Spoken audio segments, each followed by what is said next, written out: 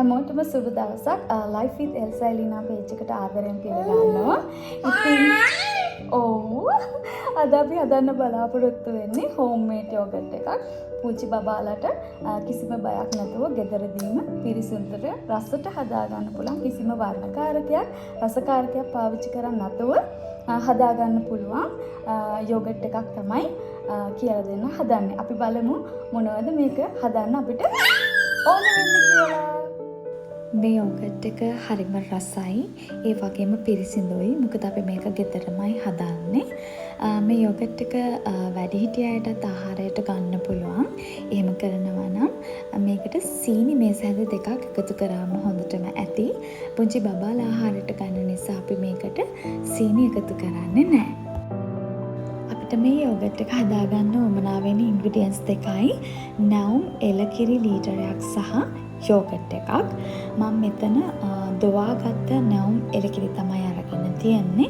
ඉතින් ඔයාට පුළුවන් මේ වෙනුවට පාවිච්චි කරන්න කඩේ තියෙන ෆ්‍රෙෂ් මිල්ක් ලීටර් එකක් ගන්න පුළුවන්. ඒ වගේම මුහුන් සඳහා යෝගට් එකක් ගන්න පුළුවන්. මම මෙතනදී අරගෙන තියෙන්නේ මම කලින් හදපු මගේ යෝගට් වලින් කප් එකක ප්‍රමාණයක් මුහුන් සඳහා.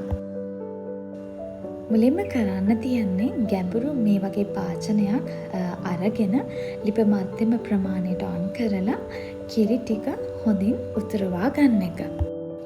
අපි කිරි ටික උතුරවා ගන්නකොට මතක තියාගන්න ඕනේ දෙයක් තියෙනවා.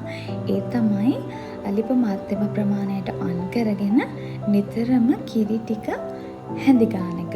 එහෙම කරන්න හේතුව තමයි මේ කිරි කර වුණොතින් ඒකේ ෆ්ලේවර් එක කර රසක් තමයි බබාට එන්නේ. මොකද අපි මේක හදන්නේ පුංචි බබෙක්ට මේකට අපි සුගර්වත් ඇඩ් කරන්නේ නැති නිසා.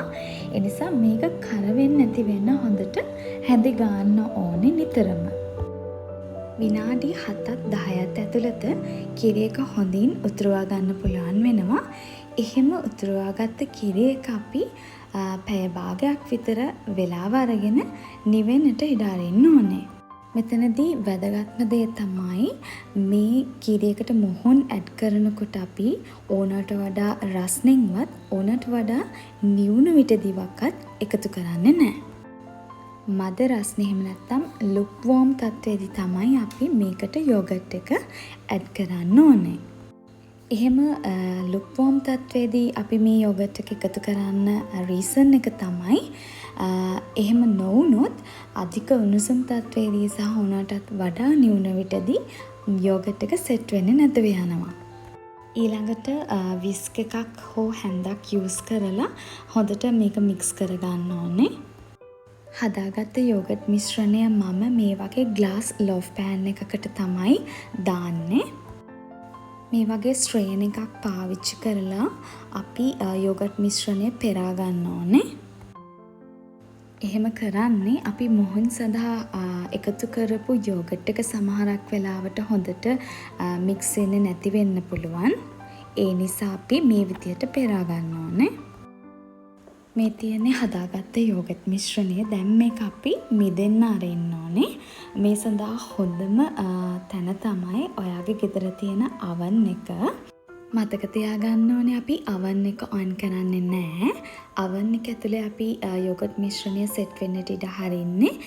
ඒක හොඳින් මිදෙන්නට අවශ්‍ය කරන උෂ්ණත්වය oven එක තුල තිබෙන නිසායි. oven එකක් නැති කෙනෙකුට මේක උෂ්ණත්වය සාමාන්‍යයෙන් රඳාපවතින තැනක තියලා සෙට් කරගන්න උනත් පුළුවන්. මේ තියන්නේ පැය 6කට පමණ පසුව හොඳින් මිදුණු යෝගට් එක. මේ යෝගට් එක කන්න එල්ස ගොඩාක් කැමතියි. ඉතින් ඔයාටත් පුළුවන් ඔයාගේ බබාට මේ රසවත් යෝගට් එක හදලා දෙන්න දැන්.